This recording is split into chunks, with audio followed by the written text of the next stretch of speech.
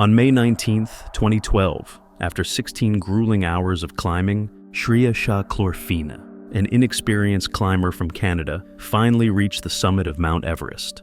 Despite repeated warnings from Sherpas who knew she lacked the necessary skills, she pushed on, driven by determination. But her moment of victory was fleeting. What happened next would tragically prove the Sherpas right.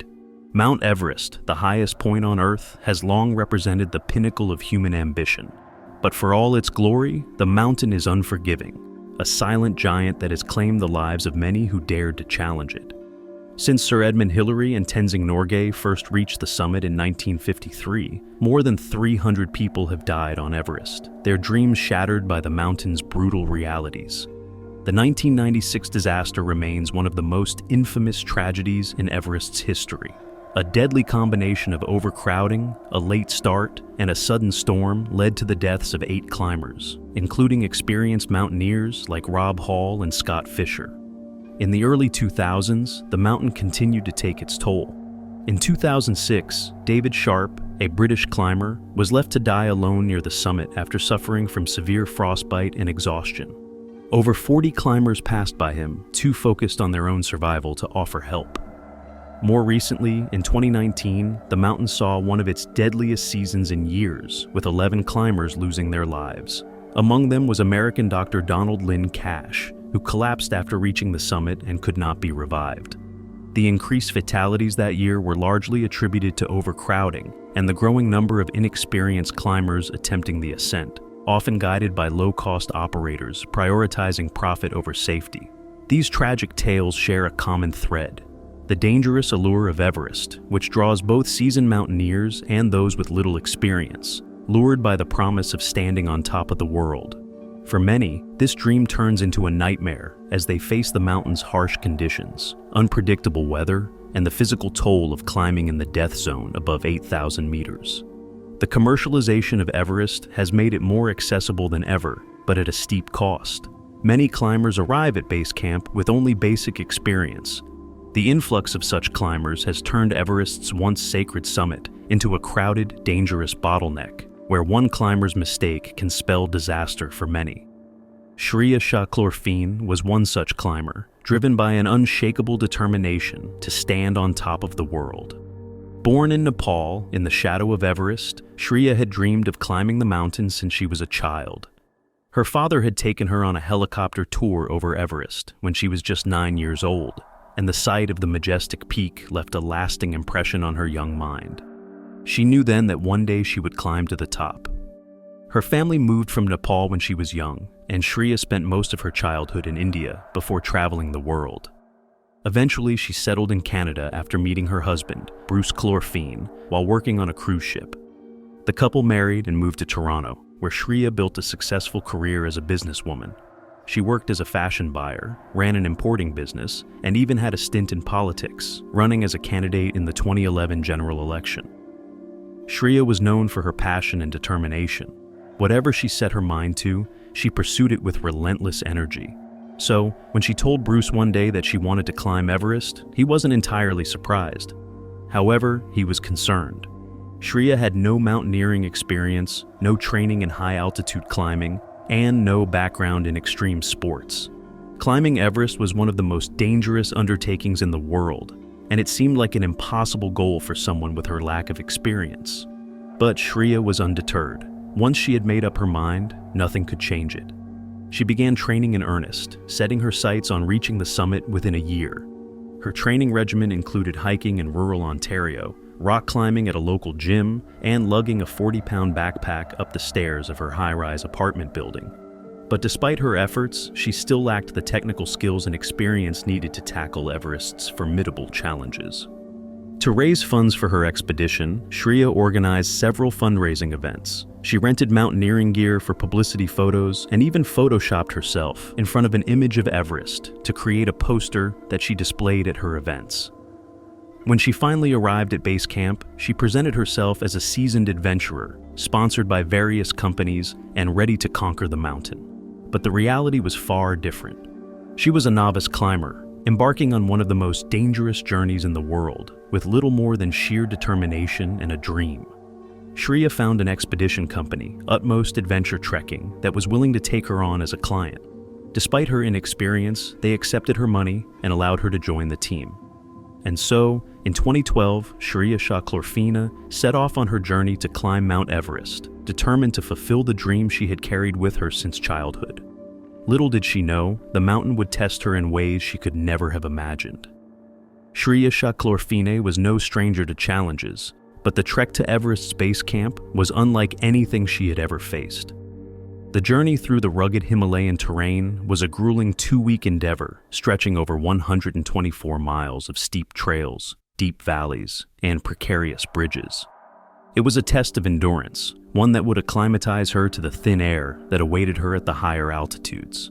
But this trek was merely the beginning, a prelude to the life-or-death battle that lay ahead. Arriving at base camp, the reality of her situation began to sink in. The camp was teeming with climbers from around the world, all sharing the same dream of standing on top of the world.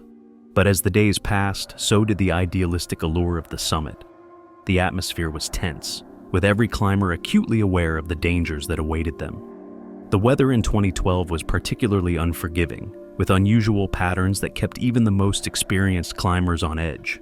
For weeks they waited, watching the skies, hoping for a break in the weather that would allow them to make their ascent. Shriya's inexperience became glaringly apparent during her training sessions at base camp. Despite her unyielding determination, she lagged behind the others, struggling with even the most basic tasks. The experienced guides watched her with growing concern. While others battled altitude sickness, nausea, headaches, and the debilitating effects of low oxygen, Shriya seemed unaffected. But this slight advantage was overshadowed by her lack of essential mountaineering skills. She didn't know how to put on crampons, the spiked boots crucial for traversing icy terrain, and had to be taught how to cross the creaking, precarious ice ladders that spanned deep crevasses. As the days turned into weeks, the conditions at base camp grew more challenging. The weather continued to worsen, forcing climbers to wait for the briefest window of opportunity to make their push to the summit. Meanwhile, the camp became more crowded with every passing day. Climbers who had been delayed by the weather were now bottlenecked, all vying for the same chance to reach the top. Among them were many inexperienced climbers like Shriya, who had the money to join an expedition but lacked the skills to navigate the mountain's deadly challenges. Russell Bryce, a veteran expedition leader with 4 decades of experience, was among those who watched the situation with growing unease. Known for his cautious approach and deep understanding of Everest's dangers, Bryce decided to cancel his expeditions that year. It was a controversial decision, one that left his clients, who had each paid $50,000 for the climb, disappointed and frustrated. But Bryce knew the risks were too great.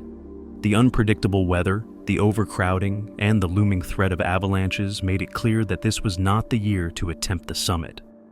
But Shriya was not deterred. Her guides, concerned for her safety, tried to warn her. They told her bluntly, "If you go, you will die, and you will kill us too." It was a stark and terrifying warning, but one that Shriya chose to ignore. She was steadfast in her decision, driven by a determination that bordered on obsession. She refused to back down, despite the increasingly dangerous conditions. On the evening of May 18, 2012, as the sun dipped below the jagged peaks of the Himalayas, Shriya set out from Camp 4 for her final ascent. It was 7:30 p.m., and the temperature had already plummeted. She was now in the death zone, where the oxygen levels were so low that every breath felt like a battle. Her goal was the summit, just half a mile above her, but it was a half mile that would demand everything from her, physically, mentally, and emotionally. The climb was slow, excruciatingly slow. Climbers in the death zone move at a snail's pace, taking 1 or 2 steps, then pausing to catch their breath before moving again. The air was so thin that even the most basic movements were exhausting. Climbers were lined up one behind the other, all sharing the same narrow path, each relying on a single rope that could snap at any moment. If it did, they would all be sent plummeting down the mountainside. Shriya's progress was agonizingly slow.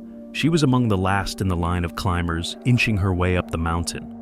The photos from that day are harrowing, showing a human traffic jam on the world's highest peak. Hundreds of climbers, many of them inexperienced, were backed up along the route, waiting for their turn to ascend. The congestion was more than just an inconvenience. It was deadly. The delays meant more time spent in the death zone, more time for the body to break down, more time for oxygen supplies to run dangerously low. As the night wore on, the temperature continued to drop, and the wind began to pick up. The climbers were now racing against the clock, battling both the elements and their own bodies. But Shriya kept going, driven by the dream that had brought her to this point. She had come too far to turn back now. As the sun began to rise, the reality of her situation became increasingly dire. The delays had taken their toll and the summit was still far off. Exhaustion was setting in. The mountain was testing her in every way, pushing her to her limits and beyond. And as the hours dragged on, it became clear that the summit was not the only thing at stake. Her life now hung in the balance. But finally, Shriya Shah-Klorfine had achieved what so many dream of, but few ever accomplish. She reached the summit of Mount Everest, standing at the top of the world where the air is thin and the views are breathtaking. But in the unforgiving environment of Everest, the true challenge begins once you've reached the peak. The descent is often more dangerous than the climb. To descend Everest is to battle not just the steep, treacherous slopes, but also the body's rapidly deteriorating condition. At those altitudes, above 8,000 meters in the aptly named death zone, the human body starts to shut down. Fatigue sets in deeply, making every step feel like a marathon. Muscles burn with lactic acid, and the mind begins to fog over, dulled by exhaustion and lack of oxygen. Shriya's descent began just as the weather started to turn.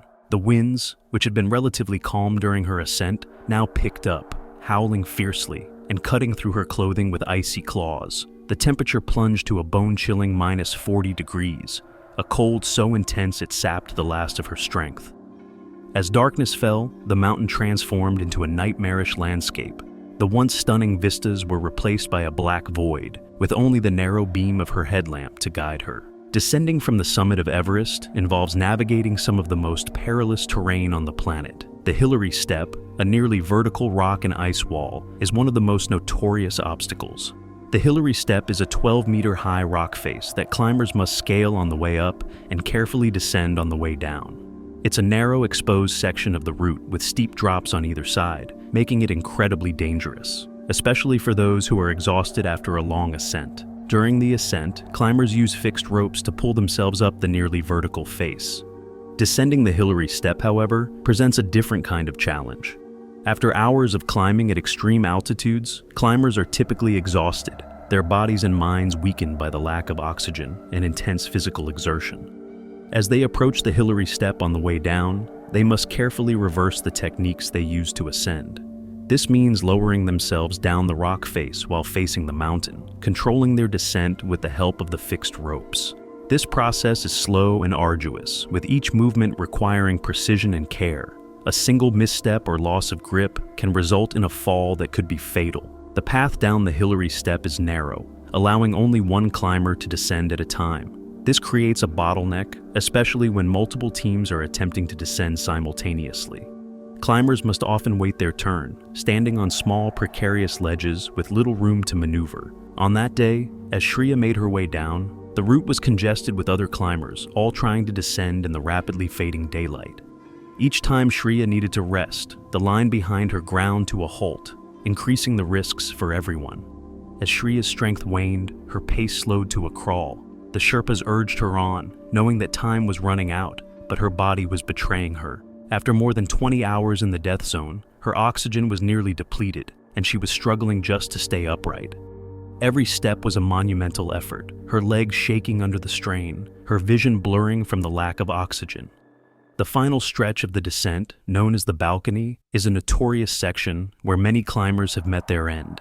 At 8,400 meters, it's an exposed, windswept ridge where the temperature plummets and the winds howl mercilessly. Shriya's body, already pushed beyond its limits, began to shut down. She could no longer stand on her own, collapsing into the snow, her strength finally giving out. The Sherpas tried desperately to keep her moving, but it was clear that she could go no further. Shriya's pleas for help went unheard. On Everest, where every climber is fighting their own battle for survival, stopping to help can mean risking your own life. The Sherpas knew they couldn't carry her down, and Shriya could no longer walk. With no other options, they secured her to the rope line and, heartbroken, left her where she fell. Yet, Shriya's story didn't end there. Another Sherpa, climbing with a different team, found her lying on the balcony, still clinging to life. He tried to revive her, urging her to move, but her strength was gone. Her body, starved of oxygen and ravaged by the cold, could no longer respond. She could only make faint, unintelligible sounds, the life draining out of her with each passing moment. The Sherpa, realizing there was nothing more he could do, took one final photograph of Shriya, wrapped in the Canadian flag she had carried to the summit, before continuing his descent, leaving her to the mountain's unforgiving embrace. Shriya Shah-Klorfine's body would remain on Everest, a stark reminder of the perils that await those who dare to challenge its heights. She was one of 10 climbers who died on the mountain that year, in one of the deadliest seasons in Everest's history. The tragedy of 2012 was a harsh lesson in the dangers of overcrowding, inexperience, and the unforgiving nature of Everest itself. As the story of Shriya's death spread, it sparked a fierce debate in the mountaineering community and beyond. Should there be stricter regulations on who is allowed to climb Everest? Should the number of permits be limited to prevent the deadly traffic jams that had contributed to so many deaths? Yet, as more and more climbers flock to Everest, drawn by the allure of standing on top of the world, the risks only grow. The mountain is more crowded than ever, and the dangers that claimed Shriya's life are now more pronounced. Inexperienced climbers, enticed by the promise of adventure and the glory of the summit, are putting themselves and others at risk. And as long as the mountain remains open to all who can afford the journey, the tragedies will continue. Everest had claimed another life, and the world was left to wonder, how many more would follow?